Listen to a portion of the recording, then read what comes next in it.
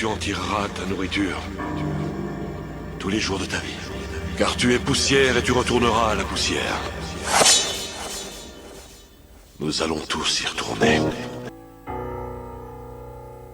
Bonsoir à tous, je m'appelle Dimas et j'ai 33 ans.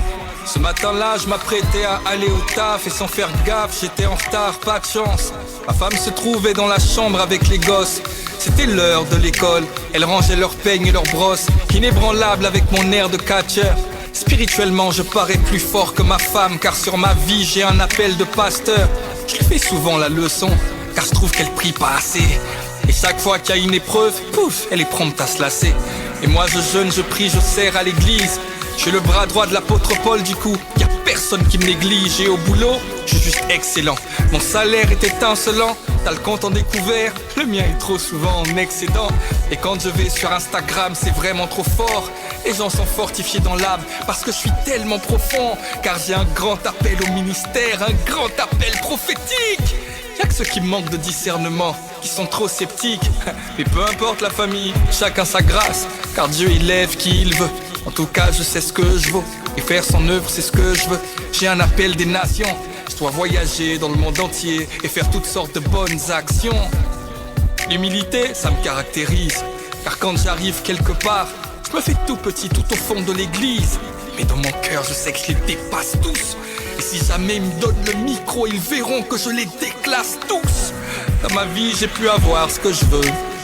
Y'a que ma femme qui est pas à la gloire de Dieu. Écoute, ça fait partie du package, c'est l'institution. De toute façon avec la gloire, mais y a les persécutions.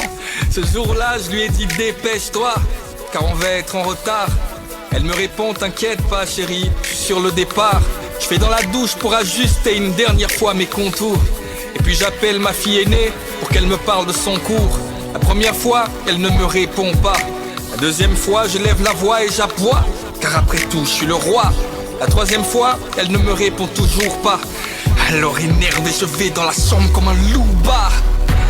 Mais y a personne, leurs vêtements sont par terre. Elles n'ont pas pu s'échapper. La home, je la connais par cœur. Mais qu'a-t-il pu arriver? Qu'est-ce que c'est que ce saccage? Je pense qu'elles veulent s'amuser. En fait, elle joue à cache-cache. Soudainement, je crois entendre sonner la trompette. L'enlèvement et tout à coup le mot qui se met à résonner dans ma tête. Au dehors, j'entends des cris et des pleurs. J'entends des grands bruits d'accidents, des freinages d'urgence et des heurts. Alors, j'ouvre grand la fenêtre. Au dehors, c'est la panique. Et je vois l'effroi dans les yeux de mon voisin Abdel Malik. Je vois des vêtements par terre. L'atmosphère est alarmante. Et je vois ces poussettes vides dans les mains de cette nouvelle maman. Je me dis que c'est sûrement un rêve, il faut que je me réveille. Mais je suis comme prisonnier car en fait ce n'est pas un rêve, c'est bien du réel. Je suis confondu mais conscient en même temps qu'à cet instant je viens peut-être de manquer l'enlèvement. Et puis c'est vrai, je comprends pas pourquoi ma femme a été enlevée. C'était moi le futur pasteur. J'ai prêché même en anglais. J'ai même évangélisé dans les centres-villes et les métros. J'ai délivré comme Moïse, j'ai conseillé comme Jétro. Quand l'heure de prier sonnait, c'était ma femme qui restait couchée. Moi je devançais l'aurore et je priais 3 heures sans me toucher. J'ai confondu en tout point, j'ai vraiment l'air d'un crétin.